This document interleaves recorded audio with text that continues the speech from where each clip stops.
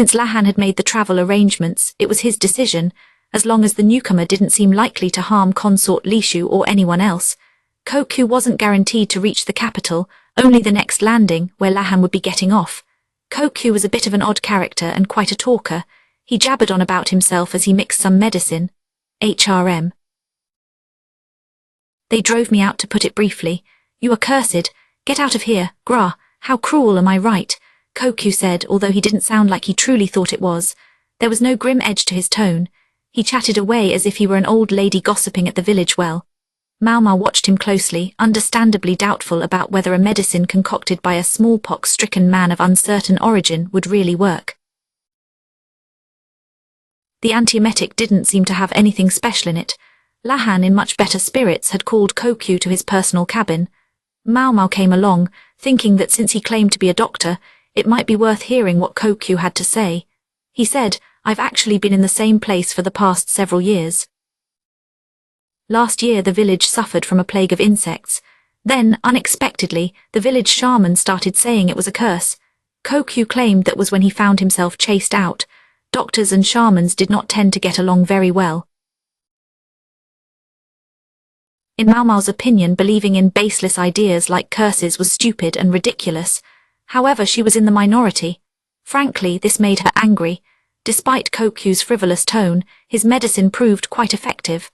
Lahan, who hadn't been separated from his bucket for a moment until then, was able to join the conversation. The ship did not roll quite as violently as it had before, and Lahan appeared very satisfied. So you say you are going to the capital in search of work? He asked. Yes, well. Yes, I suppose that is about the size of it. Lahan hummed again and stroked his chin. He appeared to be calculating something, but Maomao jabbed him with her elbow. Do not drag us into anything weird. The man might seem a little odd, but if his medical skills were for real, then he would be able to make a living in the capital. If he hid his smallpox scars, that is, because they were still travelling with Arduo and Consort Lishu, it wasn't ideal to have a strange man with them. Lahan knew this. He looked at Maomao and took a piece of paper from the folds of his robes. He quickly wrote a note and said, if you ever need anything, come to this address. I might be able to help you. Lahan had written down the address of his house in the capital. Kokyu took the paper and smiled genuinely. Ha ha, wow, I sure bumped into some nice people. Maomao warned herself privately that he was not doing it out of the goodness of his heart. Lahan was the scheming type. He had only given Kokyu his address because he thought there was some way he might be able to use the man. Incidentally, if I may ask, what happened with the plague of insects last year? Maomao said. She would have loved to interrogate Kokyu and find out how far his medical knowledge went. However, this question took priority. It wasn't bad enough for them to eat through tree roots. It wasn't bad enough to make money so tight that people couldn't feed their children. The little kids did get weak from malnutrition, but it didn't get any worse than that. Kokyu looked suitably sad as he made his report. Malnutrition made one more susceptible to illness, and who treated illness? Doctors. Maomao wondered about the current state of the village that had chased him out. Kokyu said if they had a fairly abundant harvest this year, I think they should be fine. Maomao did not think that was very likely, and the man evidently agreed with her. He said, I hope the villagers can keep helping each other out until they get one. It was such a nice thought, helping each other, but there were always ifs involved. You could help your neighbor if you had the resources to spare. If you had enough to eat, you could give someone else some of the extra food. That was what helping usually meant. Supporting someone else while you yourself starved was pointless. Yes, there were some generous people who would share everything they had, even at their own expense. But most of them were holy men and women in stories. If people expected doctors and apothecaries to be treated as sages, they should make their physicians' lives pleasant enough to encourage it. Meeting basic needs came before practicing medicine. What good was a doctor if they became sick while living a deprived life? The village that had chased this man away might now want a physician, but it could be a little late. Spilled water did not go back into the cup. All right, I will be seeing you then. Kokyu delicately folded the piece of paper with the address on it. He then put it into his own robes. They had paid his way only as far as he would be sailing with them. He would have a place in the bodyguard's cabin. It also served as a way of keeping an eye on him. Now that I think about it, Kokyu's mention of the insect plague reminded her of something. One of the accumulated problems was the one Lahan had taken on. What are you planning to do about the plague of insects? Do you mean what the golden-haired lady was discussing with you? Maomao asked. She was referring to something the emissary had said during the banquet in the western capital. The emissary wanted grain exports to Sheo. If that wasn't possible, she had requested political asylum. What benefit does it hold for us? The export idea was very risky, and the asylum idea was downright dangerous. Maomao and Lahan were the only ones in the room, which is why they could have this conversation. Even Rikyusen hadn't heard about this. What do you think? She had me completely under her control. I would do anything she asked without a second thought, simply because she was pretty. Wouldn't you agree? She was teasing me a little bit. After all, this was the man who constantly talked about Jinshi's good looks. Lahan was obviously unaware that Jinshi had something of a complex about his own appearance. I have a few ideas of my own. Like what? Our little sailing adventure is going to be over when we reach the next landing. I assume you don't mind me splitting off from Lady Arju and the others. Maybe Lahan was finally tired of being seasick, or maybe this was why he had brought Maomao along. I will continue to accompany them then. Now slow down, Lahan said, waving a hand to keep her from going any further. I guarantee you'll be very interested in where I'm going. How so? Lahan produced an abacus and started flicking the beads along it. Well, we might turn out to be counting our chickens before they hatch, but he seemed to be saying it was worth a shot. Then, however, he said, we're going to go see my dad, so that was what Lahan called him. Not something respectful like father, just dad. Chapter 5 wrapping up in the western capital. Shall I take that to mean I should come to the capital sometime? Gyukyuan asked. Yes, that would be correct, Jinshi responded. They were in Gyukyuan's annex, a pleasant and cool place facing a pond. It was just the two of them. Basin and their bodyguards were outside. Neither man had a weapon. This was their chance to talk to each other with complete confidence. Jinshi thought about how difficult this was as he chose his words carefully.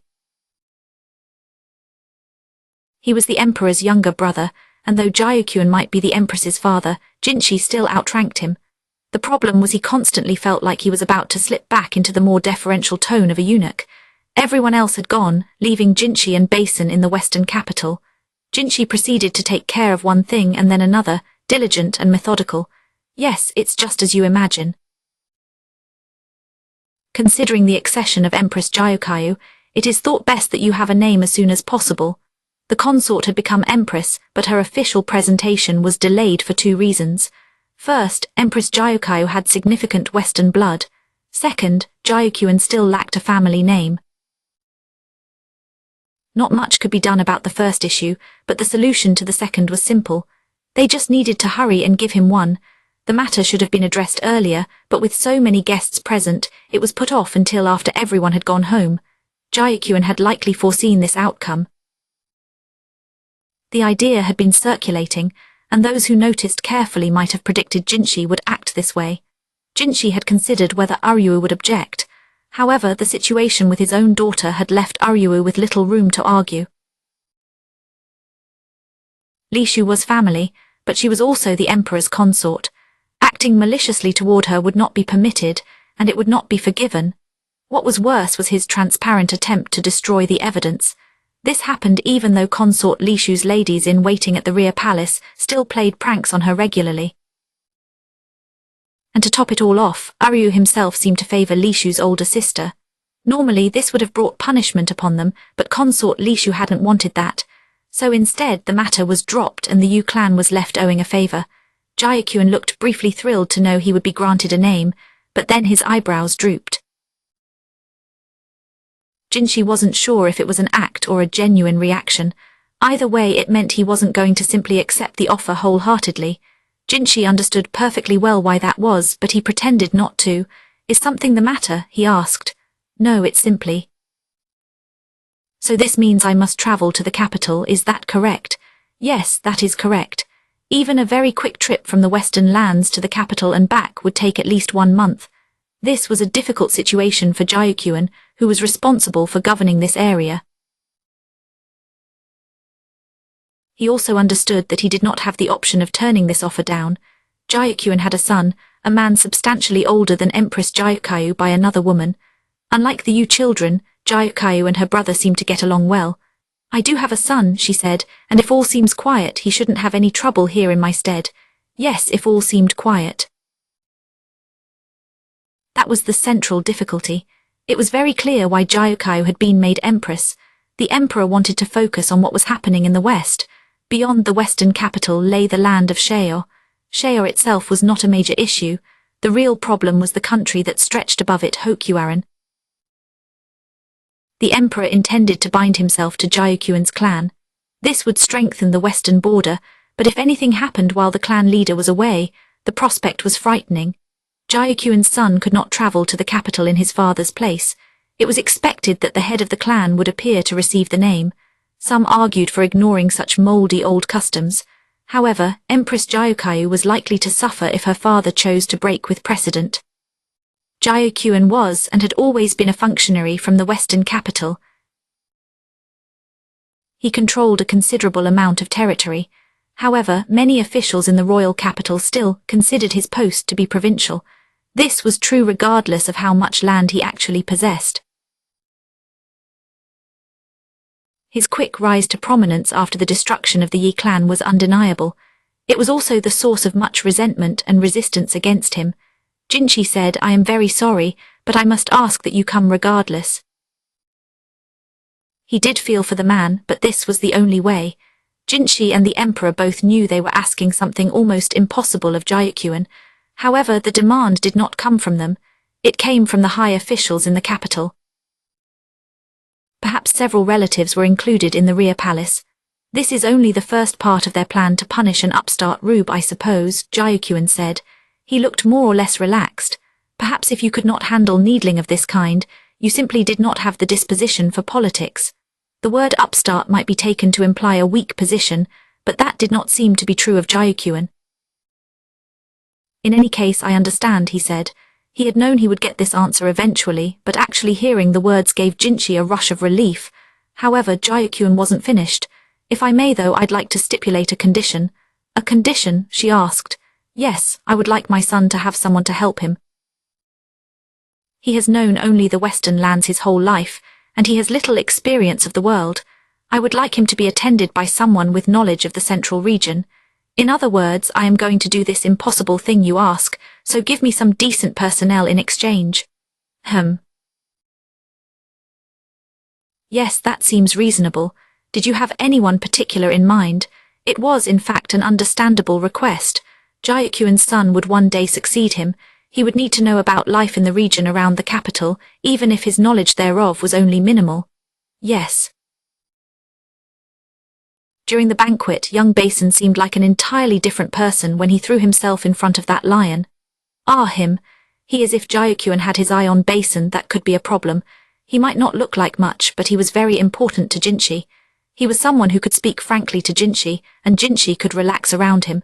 "Please do not misunderstand me, that is not what I am asking.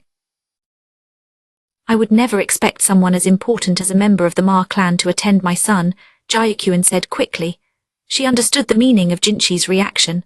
The Ma clan was one of the prominent families, but they rarely became ministers or held other high offices. They existed to serve the imperial family. The situation could have been different if Basin had come from a family without a name. However, as a member of the Ma clan, he was certain he would be involved with the imperial family, and not with anyone else. Gyukyuan quickly denied he was asking for a member of Basin's clan to help him. To do so would have meant claiming his family was co-equal with the emperor's family, a claim that would have bordered on treason. Gyukyuan continued, "I was merely impressed.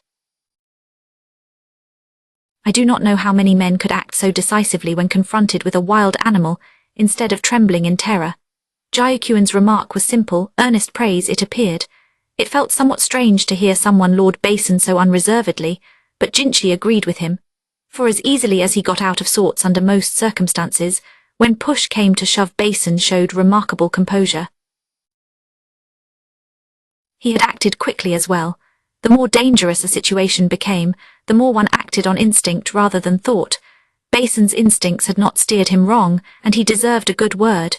To be truthful, in martial training, Jinshi and Basin were roughly on equal footing. Jinshi possessed a more refined technique, so he often won informal contests. However, if they were in an actual fight, he wasn't confident he could defeat Basin. This also explained why Gaoshan had assigned Basin to Jinshi despite his inexperience. It would certainly put a person's mind at ease to have someone so capable guarding them. Gyukyuan, who didn't know about Basin's quirks, was full of praise. "Oh. I will be sure to let Basin know," Jinshi said. He then began thinking about possible candidates. If Gyukyuan had come to him personally, he must have had someone in mind. "Now then, what sort of person were you hoping would attend your son?" He spoke openly and directly. That was the way to handle this situation. Gyukyuan nodded slowly. "She said I was hoping I might ask for someone in the capital." "Oh, and who might that be? Did Gyukyuan have some acquaintance in the capital city? Or had Empress Gyukayu put in a good word for somebody?" The Empress was a sharp-eyed woman, and it wouldn't have surprised Jinshi if she had found some good help and was trying to send them back to her home. Gyukyuan smiled and then said something unbelievable. "Perhaps you could ask Sir Lakan for help with this matter." Jinshi did his best to hide his dismay. After he said goodbye to Gyukyuan, Jinshi returned to his guest room and slumped onto the couch. "That should be the last of it," he said. "Yes, sir." If Gaoshan had been there, Jinshi might have taken the chance to share many complaints, but only Basin was present. He also seemed on edge, sighing audibly. The capital could be suffocating in its own way, but it was better than being stuck here. Jinshi felt a little easier having sent consort Lishu and the others on ahead. His one miscalculation was allowing the apothecary girl to be taken away because someone had played the older brother card. Her absence was admittedly a relief in one way, but at the same time it unsettled him. He could practically see what the girl, almost a full shaku shorter than him, would do if he hurried now. He would have to make the most of this situation. "Would you like some fruit juice, sir?" Basin asked. "Yes, thank you." Basin got the juice ready, though he was a little hesitant. When Jinshi was away, servants came in to make the bed and take care of other tasks. However, when he was in the room, Jinshi preferred servants not to enter unless absolutely necessary. It wasn't that he didn't trust the staff of Gyukyuan's house. He had simply had enough unpleasant experiences in the past and preferred to avoid the presence of servants. Perhaps Gyukyuan learned this through Empress Gyukayu. No member of the household staff came to Jinshi's door unless he called for them. Regarding testing his food for poison, the bodyguard stationed outside would taste a mouthful. Basin would also have another taste. It was mostly for show. The exercise would be pointless against a slow-acting poison. He would simply have to trust Gyukyuan as far as that went. Jinshi let the sour juice sit on his tongue as he thought about the next day without much focus. He would finally be able to return to the capital. Going back should be a much quicker trip than coming out here had been. Jinshi personally preferred traveling by land to going by ship, but if it could save that much time, then by ship it was. He did want to hurry and get home. However, people here kept drawing things out with him, hoping to get his attention. His return date was delayed partly by the excitement at the banquet and later by the arrangements for the funeral. There was also simply political maneuvering involved. Perhaps this was why Gyukyuan had postponed his own affairs until now.